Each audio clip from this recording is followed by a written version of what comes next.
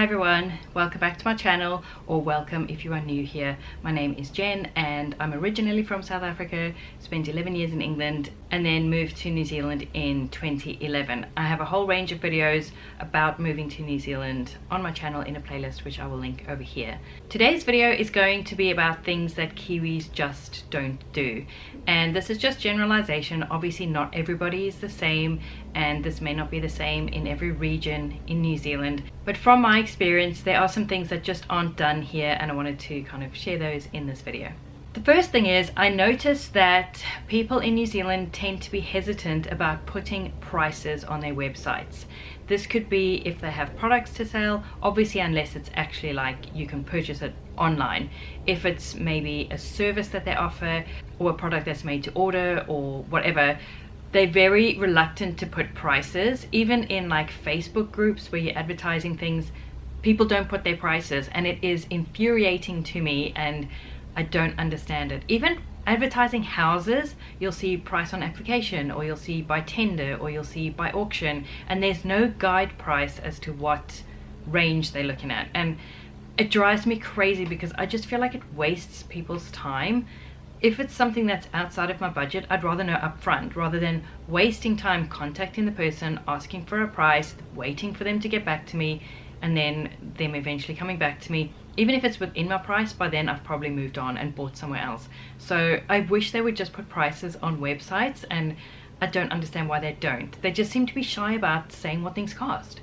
The second thing is very similar to the first, and it's even more infuriating. It's that they don't put salaries or even a salary range in job ads. Like, why would you not say how much you're going to pay somebody to take this job? Because again, it's such a waste of everybody's time.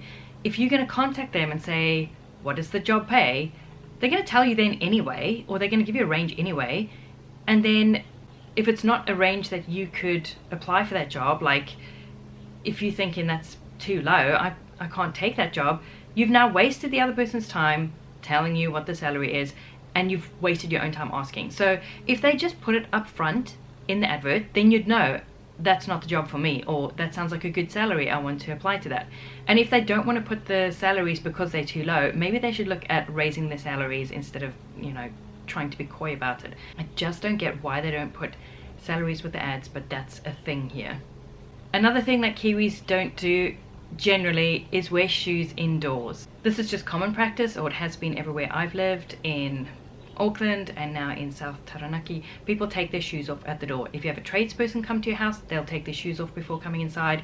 If somebody's coming to like measure and quote for blinds, for instance, they'll take their shoes off. If your friends are coming over, they'll take their shoes off, or at the very least people will ask, can I leave my shoes on?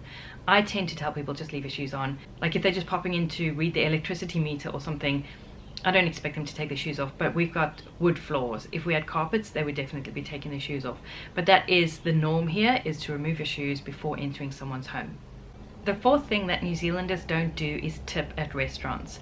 Wait staff and restaurant staff get paid a salary. They don't rely on tips, and it's actually not normal to tip here.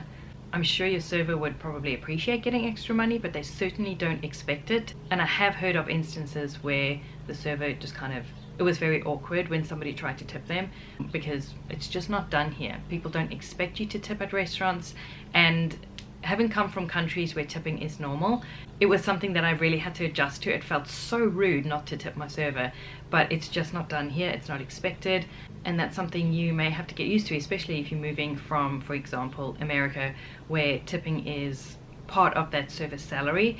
Here it isn't.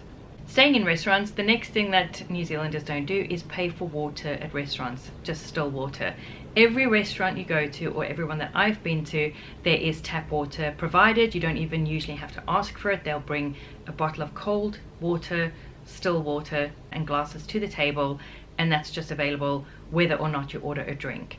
At some restaurants, you'll go and get the water. There'll be a tap and jugs and glasses, and you'll go and get your own water, but you don't pay for it. It's just provided, and it's there if you want something to drink. You don't have to order a drink, you could just drink water, and there's no cost involved. If you want a particular kind of water, or a bubbly or fizzy water, obviously you would order that specially and pay for that, but tap water, it's just free. Another thing that they just don't do here is remind you of the speed limit. In England and in South Africa, where I've driven before, you would be driving along the road, and if the speed limit changes, there would be a sign indicating that, and then periodically along the route there would be another sign reminding you of what the speed limit is. That does not happen in New Zealand.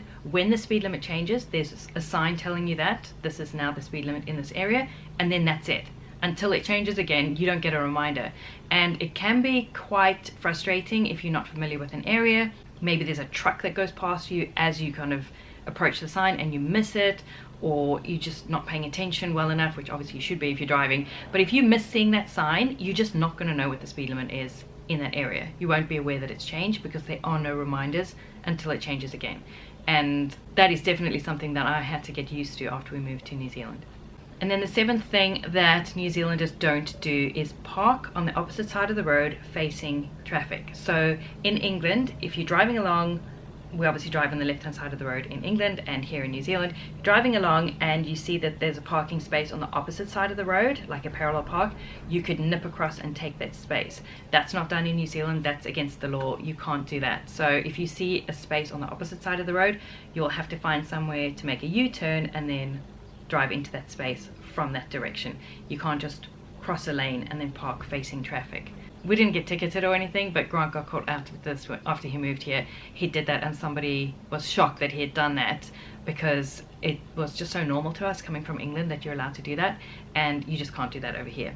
So those are 7 things that New Zealanders don't do in my experience. Like I said, this may vary from person to person or from area to area, but that's what I've noticed. And they're just little things to get used to as you kind of adjusting to a new culture. We've been in New Zealand for 9 years now. We absolutely love it. This is home for us, and you just get used to these kinds of things. But if you are moving to a different country, there's definitely going to be an adjustment.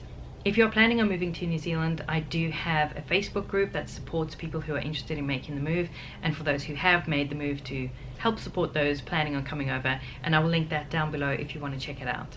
Although things are kind of strange at the moment with the borders being closed, hopefully it won't be like that forever. So if moving to New Zealand is something that's on your radar or something you're interested in, do check out my Facebook group.